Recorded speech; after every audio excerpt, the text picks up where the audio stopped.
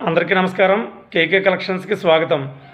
ఈరోజు క్రిస్మస్ ఈవ్ సందర్భంగా ఒక అత్యంత అరుదైన నాణాన్ని మీకు పరిచయం చేయబోతున్నాను.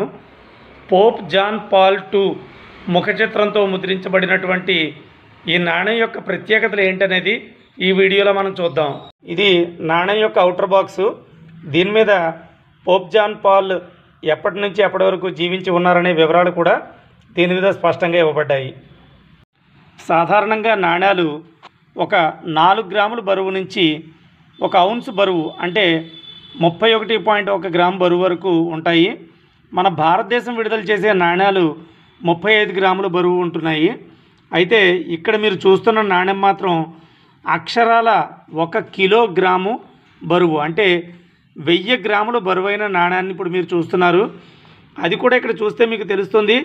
ఇది యాక్రిలిక్ మెటీరియల్తో తయారు చేయబడింది. అంటే పూర్తి ట్రాన్స్పరెంట్ నాణ్యం ఇది.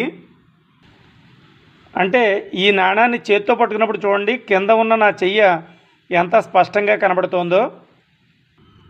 కాంగో డెమోక్రటిక్ రిపబ్లిక్ దేశం 2005లో 25 ఫ్రాంకుల ముఖ విలువతో విడుదల చేసింది ఈ నాణ్యాన్ని.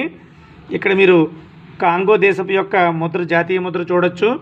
అలాగే కాంగో డెమోక్రటిక్ రిపబ్లిక్ నాణ్యాలన్నిటి మీద కూడా ఈ సింహం కూడా నాణ్యాల మీద ఉంటుంది. దాన్ని కూడా ఇక్కడ మనం చూడొచ్చు.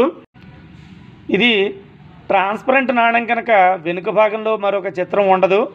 ముందు ఏదైతే కనబడుతుందో అదే మనకి రివర్స్లో కనబడుతుంది తప్ప వేరే ముద్ర ఏమీ ఉండదు.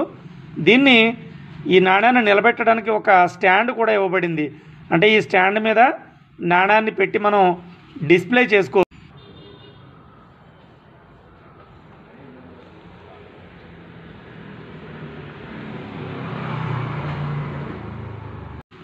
ఇటువంటి అత్యధిక బరువున్న నాణాన్ని ఇంతకు ముందు మీరు ఎప్పుడైనా చూస్తున్నట్లయితే కనుక కమెంట్ చేయండి.